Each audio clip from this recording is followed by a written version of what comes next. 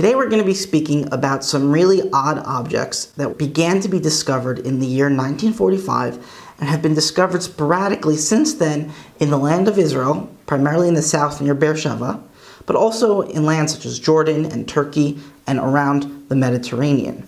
These objects all come from the Chalcolithic era, calc meaning copper, lith meaning stone, the Copper Stone Age, and this is really about 4000 BCE, 3,000 years before the first temple was built in Jerusalem. So this is really ancient stuff we're looking at here, but it's really important because it will shed light on how we study history itself. So let's take a look. The key features of this barrel-shaped object are the girth in the middle, and then also at the top there's a nice collar around the top, and then on the sides are what look like two handles on the sides. This example is actually in the Louvre Museum, and it comes from Beersheba. Moving on, the next example is in the Eretz Israel Museum, and it comes from Abu Matar. And what we're looking at again is the barrel shape in the middle, the collared opening at the top, and the two handles on the side.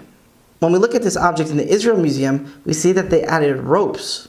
So this is starting to hint at what this object really is. In this case, we see some painted ware, and at the top is a nice collar. There's a nice barrel in the middle, and there are two handles, which are here meant for the ropes.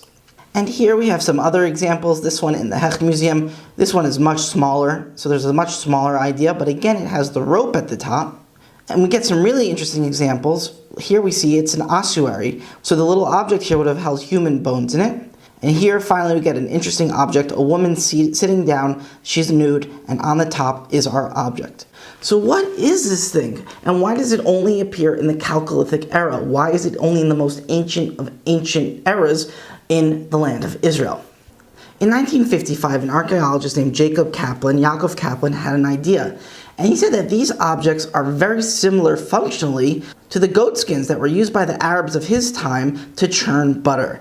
And what we see here is a family around a butter churn made of goat skin that was sewed up so that it doesn't leak.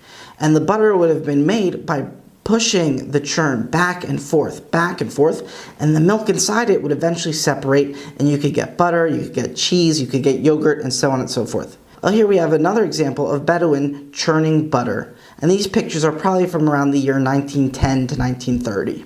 Here we have one more example of people sitting around a butter churn, and here we actually have a Bedouin from today churning at Petra.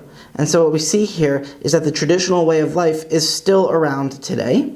And when you're walking around in museums in Israel talking about archaeology, you'll often find examples to demonstrate what a butter churn looked like.